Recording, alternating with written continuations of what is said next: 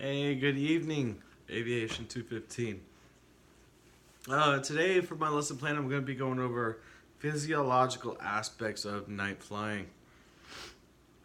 So let's get started. The learning objectives. Learn what are common physiological aspects of night flying at night. Understanding some of the dangerous aspects of night visual illusions. And using the FAA requirements as the minimum standard of professional piloting. For the introduction, the following lesson is vital for pilots to understand and to be aware of the mental and physical changes in how the body reacts during nighttime flight operations. In this lesson, I will explain how the eyes work during night operations and optical illusions that one may face during night flying. Vision in flight. Obviously, it's paramount that it's impossible to fly without any sort of vision. Visual senses are important in collision avoidance and depth for perception. Our eyes are not perfect. Sometimes we can have illusions or blind spots. And understanding how our eyes work can help us in nighttime flying. The eyes. To begin with, I'm going to do a little portion of just the components of the eyes, and then I'll move on into the nighttime flight illusions portion. The eyes. Light rays pass through the pupil of the eye and are focused by the lens into the retina, which is a light-sensitive layer at the back of the eye. We have cones. Cones are essentially the important element for us to see color. They help us see our reds, our blues, and our greens. So they are the most effective during daylight and least effective in darkness. Cones allow us to see color, small details, and distant objects.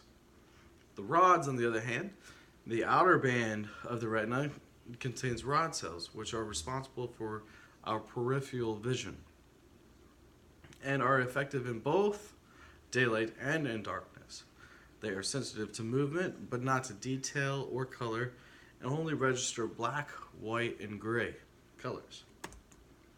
So as you can see here, I have a few illustrations to show, but if you look over here on this side, you can kind of see, like right here towards the middle is where our cones are, and that's where the colors are.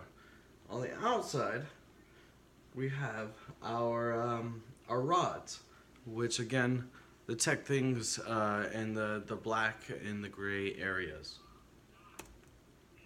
Adaptation to the darkness. It does take a little while for our eyes to refocus after being in light for a long period of time, especially during the daytime, all the way going to the nighttime. So it takes our eyes about 30 minutes to adapt to a dark environment. The rate at which dark adaptation occurs depends on the contrast between the level of the brightness and the level of darkness of the new environment. For this reason, bright lighting should be avoided prior to night flying. This is not to say don't pre-flight with a flashlight or a flight plan in a dark room or anything of the sort, but just minimize the amount of exposure to light. The best thing to do is dim the cockpit lights during taxiing. You don't want to be taxiing down the runway and come to a really bright light right before you take off. It's just not a good practice to follow. Scanning for aircraft during night flight operations.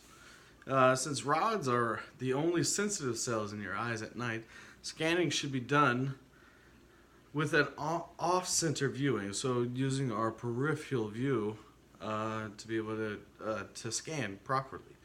You will see objects better when your eyes are looking to one side of the object at night rather than straight at them in the daylight. If you suspect traffic or an object somewhere, don't look directly at it.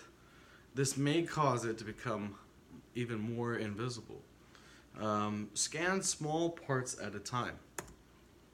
Night vision illusions. We have autokinesis. Autokinesis is caused by staring at a single point of light against a dark background, such as a ground light or bright star, for more than a few seconds. After a few moments, the light appears to move on its own. To prevent this illusion, you should focus your eyes on objects at varying distance and not fixate on one target, as well as maintain a normal scan pattern. Just another night illusion, night myophobia.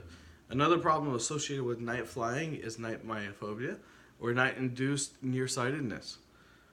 With nothing to focus on, your eyes automatically focus on a point just slightly ahead of your aircraft. Searching out and focusing on distant light sources, no matter how dim, helps prevent the onset of night myophobia. Night vision illusion, false horizons. A false horizon can occur when a natural horizon is obscured or not readily apparent. It can be generated by confusing bright stars and city lights. It can also occur while you are flying toward the shore of an ocean or large lake. Because of the relative darkness of the water, the lights along the shoreline can be mistaken for stars in the sky. Conclusion. Through the course of this lesson, we discussed how the eyes interact with light and how our eyes are vitally important in flying an aircraft. The physiological effects of nighttime flight operations are a very important feeling compared to daytime operations. Through this lesson, I hope we can come to the conclusion of how important parts of the body can be affected by different flight operations. Thank you.